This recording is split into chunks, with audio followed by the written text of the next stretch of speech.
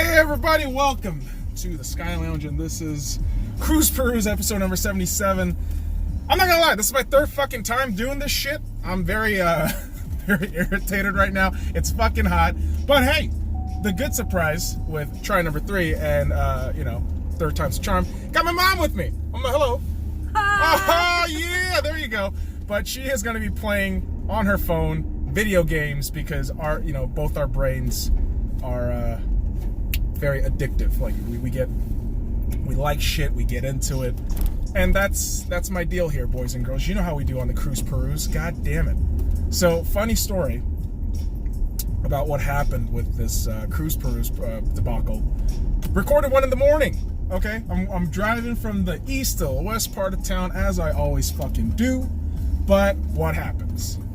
I get to the fucking car. I get to the fucking place where I am literally 5 minutes away from my house.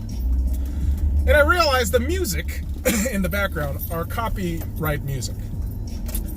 Yeah, classic 70s music. And I'm like, oh shit, if I play this, I'm gonna get sued, or worse, like this shit's never, well, you won't, the worst thing, you get sued.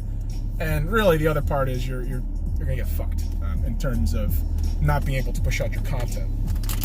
But the reality also is, I tried this a second time, just literally fucking 30 minutes ago. I'm getting out of the Walmart, which I'll talk about in a bit because Walmart is fucking disgusting at times. Getting out of the Walmart and figuring out, okay, drive from Walmart to the store should be about 20-25 minutes. Should be able to get a couple of good topics in there. And as soon as I fucking hit 2 minutes away from the goddamn store, my fucking phone decides to update the goddamn YouTube app.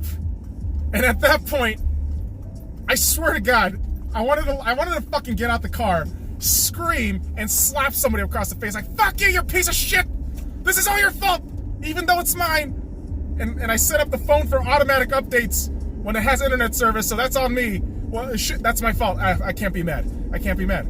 Like, you start rationalizing, it's like, you can't be fucking mad. You just fucked up. But third time's a charm.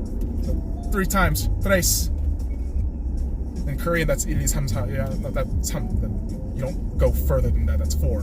Don't do that. Don't be stupid. But hey, speaking of being stupid, I get stupid over the fucking World Cup, right? I am absolutely loving what's happening in these Women's World Cup. Obviously, there's other football competitions going on right now, namely the Copa America, also the Gold Cup, or in Spanish, Espanol, Copa Oro, which is fun. It's still football, but it's kind of like the MLS where you're watching that shit and you're thinking, wow, this is all you can do. Oh boy, this is it. It's pretty much like the World Cup in whatever facet is almost like In-N-Out. Okay, like to me, In-N-Out is the best fucking hamburger. There's no ifs, ands, or buts. Do not argue with me on that shit. All right, In-N-Out is number 1. And then you got all these other little continent competitions. Copa America. You also got the goddamn Euros. So those two are spectacular. You will get the best of the best in terms of competition, in terms of quality of football. You will get it because the best of the best players will be there. Which I equate to about, oh boy, what's the next best thing? Probably like fucking Five Guys. Like, I know some people love Five Guys. I don't. I detest it, but I do admit their burger quality is pretty good. But then you go down to the other fucking continental competitions. You got the Asian AFC Cup, the AFC Asian Cup. That shit, and actually no, the fucking African Nations Cup is fucking spectacular. That is also pretty damn good. So I'm gonna put that with the goddamn Five Guys analogy there. But when you come down to the Gold Cup, the Asian Cup, you just want to rip your fucking hair out because it is the worst of the worst countries playing and scrounging for this little tiny medal. And yeah, I'm actively and vocally supporting the USA. Trust me, men, women, I'm supporting the USA. USA, baby, all the way. But the reality is the Gold Cup is a fucking atrocity to watch. And the whole thing is, all right, if the USA don't win, this is fucked up. This is fucked, all right? And it's kind of the same token, but not really, because if you look at the context, it's very different. I want the U.S. women's national team to do well too. So the round of 16 finally wrapped up yesterday. with the Italy squad versus the China squad. Italy won that outright. The scoreline will suggest that it was closer than people would think, but it wasn't. Italy had that match in control, ready to go from the start to about the 85th minute. Then you wind down to the Netherlands versus Japan. This was the match which was very curious. I picked Japan to go advance to the quarterfinals, but what ends up happening, the curious case about all this these matches is I didn't really watch it. I was actually in the theaters watching Anna. Not too bad. Not a bad movie. I'll talk about it more in the podcast next week. But I'm catching up with the score and seeing the stat line and all that. Fairly close game in the first half. 1-1. Netherlands scores early, but Japan equalizes with a few minutes left in the first half. And once the clock starts winding down, you start seeing it's just a fucking grimy, gritty battle between two good teams. And the Netherlands score in the 90th minute to advance to the quarterfinals. And really, we have to put into context how good Japan is. Japan is the 2011 World Cup winner. Japan is also a 2015 World Cup finalist. For them to get knocked out in the round of 16, that's pretty damn surprising. It's kind of almost like Germany getting knocked out of the goddamn group stages by Korea. That was a fucking disaster. That day, I died on the inside. I literally died on the inside last year when that happened. I was like, oh my God, my home country beat my other favorite country. What are we gonna do? And Koreans all crazy, like, we did it. We beat Germany. I'm like, dude, you barely beat Germany. Fuck you. You couldn't beat Mexico. You couldn't beat Sweden. Go fuck yourself. Like, I love my country. I do. I love Korea. I love the USA. But at the same time, the arrogance that they were talking about, oh, we're the greatest team. Like, no, dude, you're not. You just beat Germany, who was the most arrogant fucking pricks. But let's not get into that. If I talk Germany, I'm gonna go crazy again. So rewind it. Rewind. And now we got this moment of Japan losing, heading home, and you have the curious case of the quarterfinals, which is, bear with me on this. In the quarterfinals, you got the U.S. women's national team versus the entirety of Europe. Okay, I can't fucking make that shit up. You can't make that shit up. Because the first match in the quarterfinals, which starts tomorrow, 12 p.m. Pacific Standard Time, boys and girls, it's going to be England versus Norway. And then that's going to be followed up by the USA versus France. Also followed up the next day with a back-to-back match, 6 a.m. and 9 a.m. I know, I'm a fucking psychopath for remembering all those numbers and not remembering my friends' birthdays. That's the kind of psychopath I am. But hey, I'm here to give you the good news that Italy will be facing the Netherlands, and the Germans, good old Germany, Deutschland, will be facing, Sweden. Fuck. So you got England, Norway, France, Sweden, Germany, Italy, Netherlands, and the United States. So everybody else is Europe. Everybody else is Europe. And it really is us against the world kind of energy right now. And I love that. I love the fact that everyone's against the USA right now. Nobody likes us, really, especially after that 13-0 game against Thailand. But I'm one of those people. I am one of those people that will sit here and tell you right now, 13-0 is a great win, and fuck you if you think that's a bad thing.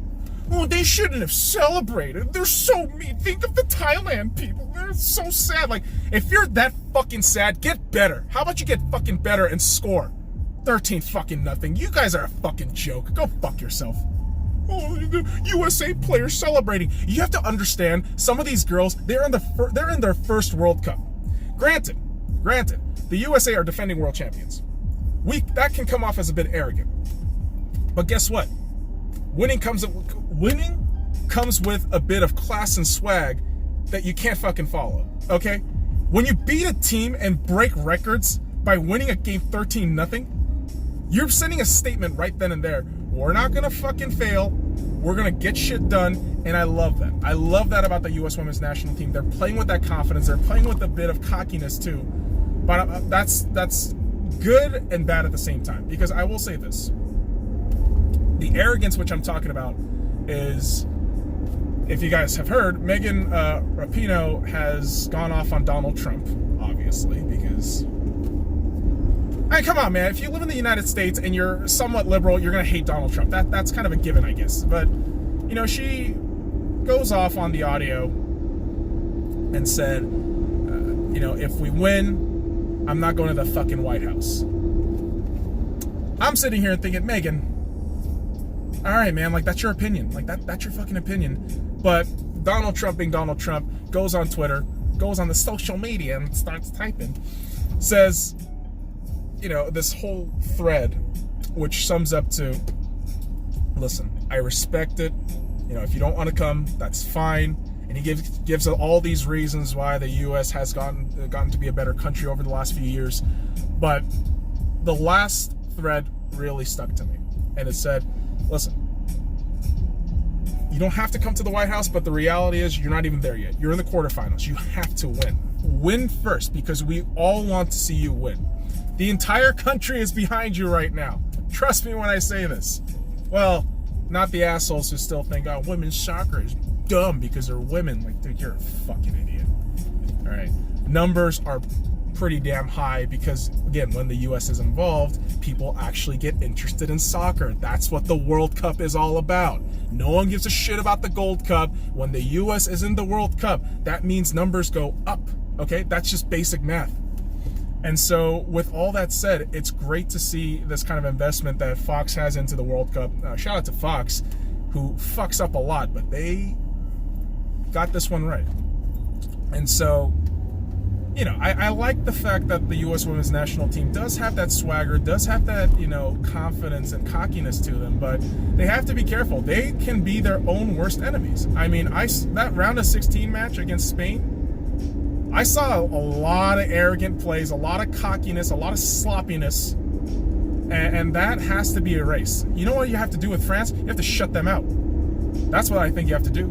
And I believe France is still one of the most overrated teams in this competition. I truly do believe France is the most overrated team in this competition, and the USA should be able to beat them. And of course, they have that home field advantage shit, but the downright reality for me when I'm watching these football matches, and boys and girls, I'm going to put a little asterisk here. I have watched a lot of fucking Women's World Cup throughout these last few weeks, and I can tell you flat out, just from my eye test, and you can question me all you want, I don't really give a fuck, but the downright reality with France is they haven't really been all that impressive. Even in their wins, I'm just looking at it. All right, you blanked out Korea, you blanked out Nigeria, you kind of blanked out Sweden, barely. I'm sorry, not Sweden. It was Norway. It was Norway. You haven't looked all that impressive in the Brazil match. I even thought, wow, you guys are lucky to even get a win.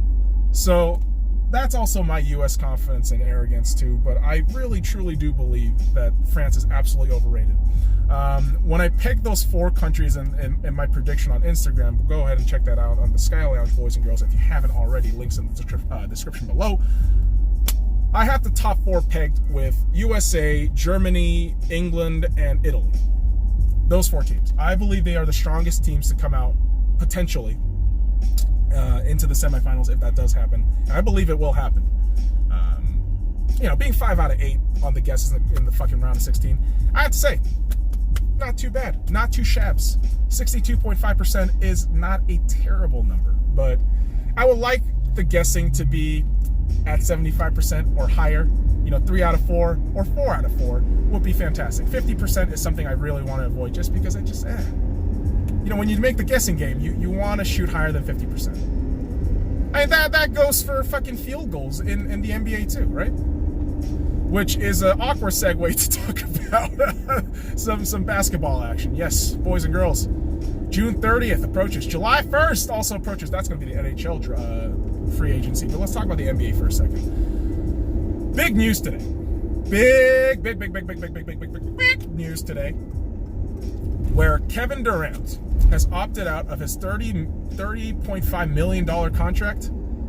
He did have that optional opt-in clause with the Warriors, but there are potential talks of a lot of scenarios. A, he goes and signs with the Brooklyn Nets and with potentially Kyrie Irving, which will take a year or so for KD to recover, but that will be a freaking unbelievable squad to watch. The other option is sign with the Knicks, which I'm pretty sure the Knicks will. Dude, they will get on their knees and try to suck off KD if they can get him. That's the whole thing. Or scenario C, which I feel like that's like a 40% likelihood it might happen. The Warriors sign KD to a 5-year Supermax contract and they fuck themselves for a year. That's what can happen. So my money would be on the Brooklyn Nets, really, if I could. I would say the Brooklyn Nets. Wouldn't really be surprised if the Knicks overpaid for KD and another free agent. And the reason why I'm actually saying that is because I actually looked at the numbers, funny enough, just a couple of hours ago. And the Knicks have the largest cap space with $67.2 million. I believe it's 67.7 or 67.2, if I'm not mistaken. Please check my math, boys and girls. But they have the largest available cap space in the NBA, next to the Brooklyn Nets at flat $67 million. So that is, I mean, really, 2-star, max free agents that you can sign in right then and there. But if Kyrie gets to the Nets, KD, I feel like it's a foregone conclusion. He's gonna go to Brooklyn. And it'd be insane. I think it'd be absolutely insane if they bring the Nets to prominence and potentially a championship. And listen, I'm a Lakers fan. I don't fucking care for the Brooklyn Nets. I mean, back then when we beat them, it was the New Jersey Nets. And shout out to the New Jersey Nets for giving us that fucking ring, 2002, clean sweep. But yeah, I would love to see the Brooklyn Nets do well. They've been a fucking joke of a franchise for such a long time. I mean, the same thing could be said about Toronto. So it's cool to see these teams finally kind of flourish and potentially get, become their own after years of shitty management and poor leadership. So it's fun to watch all this unfold in the span of however many years I've been watching basketball. Fucking 21 goddamn years. I'm old now. Oh my God. Yeah, we're all gonna die. It's fine. We're all gonna get old. I'm like, you know what's crazy? I'm saying kids. I'm saying kids now. I watch like the NHL draft or the NHL free agency signing or whatever, and they have the development camp right now for the Vegas Golden Knights, and I'm reading this shit. I'm like, oh, look at those kids. They're doing great, and I can actually say kid because I have 10 years on them. Holy fuck. Time passes, everybody. Time passes. It's a fucking disaster that we all die. But dude, I mean, that's the whole thing. And the reason why human life is so great is because we get to die. We're not forever, and finite moments are very precious to the human experience, right? So within that finite time that I've been on this planet, I've got to witness my Lakers lift 5 rings. 5. They've won 5 times, guys. I'm spoiled. I'm fucking spoiled. I see my Lakers win the best of the best. And, it's been a dry spell for the last 9-10 years, but guess what? That's sports. That's what you do. You lose a lot. You'll lose a lot. You'll lose more than you win. That's the bottom line. You'll lose more than you win. But it's through the losses, it's through the bullshit that when you win, it's that much more sweeter. Now, with the Lakers situation, we talk about free agency, the general landscape, KD, we don't know what the hell's going to happen. But the Lakers are looking at a bit of a precarious situation with, Anthony Davis and LeBron James. You only have about potentially $23.2 million in cap space, which isn't a lot. Okay, I mean, you could potentially sign D'Angelo Russell because that's all the reports now. Everyone's talking about D'Lo. I have video proof. I thought the trade to Brooklyn was great. I didn't really care for D'Lo, and when he started doing well, I'm not gonna lie, I was a bit salty. I was like, really, motherfucker, you couldn't do that with the Lakers, you fucking piece of shit. Like, you go to Brooklyn and all of a sudden you're an all-star, like shooting threes. Like, dude, fuck you. But the reality is, like, dude, if he's on our squad, he's on our squad. Like, the whole thing with LeBron James, I have shit-talked him. I will still continue to shit-talk him in the capacity that I could. But the whole thing the whole reason why I shit talk LeBron, the whole reason why I get so frustrated with this Lakers team is because I know this organization has championship mentality embedded in them, but we have hiccuped our way so fucking much that it's been a joke these last few years. And so I want to see my Lakers prove it. Prove to me that you can win. Because all talks are nice. Jeanie Buss is going off during the NBA awards. Oh my God. I believe in Magic. It was a surprise that he left. I believe in Rob. It's gonna be great. Like, yeah, Jeanie, you could say anything and it fucking sounds nice. Whatever. Just prove it. Do it. Fucking do it, man. Oh my God. And I know all you fuckers are going to say last year the Lakers were unlucky. LeBron got injured. Lonzo got injured. Brandon Ingram got injured. Everybody gets injured.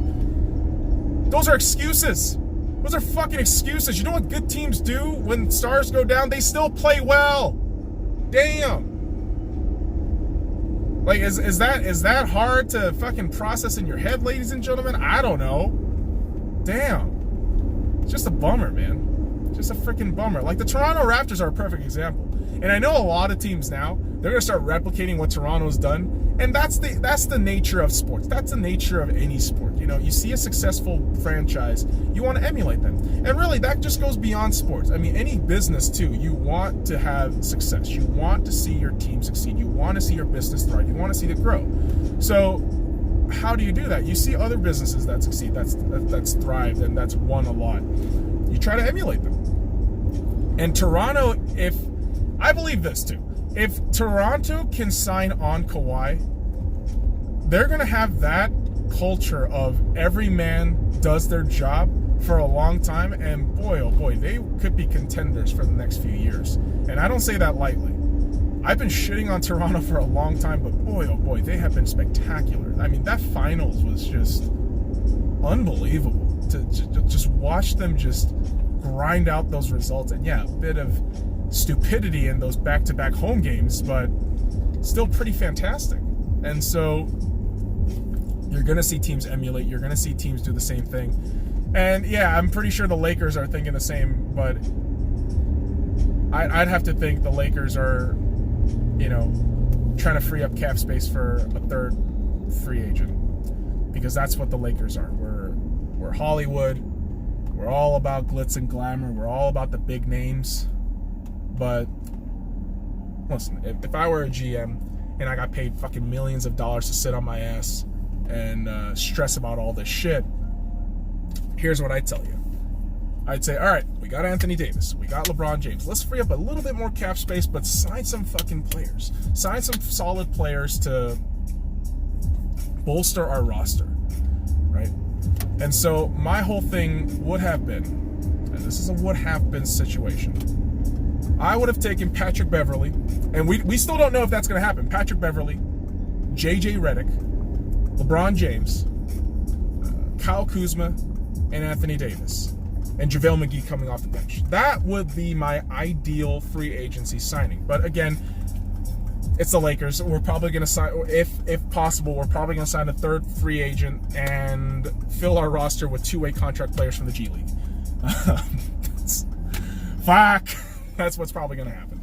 But good news on the Lakers front. We did sign some qualifying offers for restricted free agents in Alex Caruso and Jonathan Williams today. So I'm very happy about that. Alex Caruso absolutely deserves some recognition and some money. Pay that boy. He is solid. I've watched him 2 years straight in the Summer League, and he has been grinding, hustling, and doing the damn work. And for the fruit of his labors to blossom into what happened last season, one of his career games in the downward slump that was a Lakers season, I was so happy for him. And for him to get that contract, it's great. As for Jonathan Williams, that's a bit of a curious case where I'm like, okay, he's all right. He's not terrible, but again, you will need that depth in the center. So it is good to sign him, and I know Lakers fans are going to get all huff and puff like he's not that good, Jonathan Williams isn't that good, but you know, the reality of all those championship teams, you know what they were? They were two superstar guys tagged along with a bunch of role players, a lot of bench players. And Lakers Nation, this is what we have to embrace for. We got to fucking love on all these young cats. So whenever I go to the summer league, I have a blast because I know a lot of these guys are probably going to play on our roster. And the last 2 years, more, you know, notably, because our team was so bad. I mean, you had to be invested into the summer league. Lonzo coming up, Kyle Kuzma coming up, Josh Hart coming up. It was great. And now we're in this situation again where we do have to pay attention to the summer league, but in a different context. Like, twist that around a little bit. Where now we have to pay attention to if our boys can support our superstars. And that's going to be the thing. Can they complement the superstars in a system, right? And we don't know what the system is yet. We don't know what Frank Vogel's system is going to be. But we wait, Lakers fans. We wait. We wait for that championship. We wait for glory again. Gloria! But, sorry, I had to put that song in there. I still shout out to the St. Louis Blues because I fucking love that song. But Lakers Nation, yeah, we got to be patient. We just got to be patient. And sure, one of these days, hopefully within the next 3 years, that we get a championship. I would love to experience another Lakers championship. But again, I've experienced 5. I've went through 5. 2000, 2001, 2002, 2009, 2010. And I went through heartbreaks. 2004, 2008. But we've had Kobe. We've had a lot of great stuff.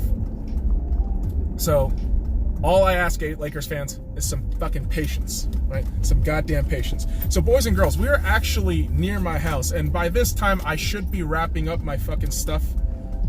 But the reality of what's happening is I found a fucking parking spot. Oh my god, what a miracle. So boys and girls, that will do it for me here at the Sky Lounge. And I'm gonna go ahead and park this like the asshole that I am, because we need to give space to people. Common courtesy, folks. Common fucking courtesy. You gotta help everybody out, all right? Just gotta be nice about it. And the reason why I'm parking out in the middle of the streets and not in the house is because of this. Okay, I got this shit. They're paving the fucking streets, so that'll do it for me. So boys and girls, follow me at the Sky Lounge on all links in the description below. Like, comment, subscribe for more daily content.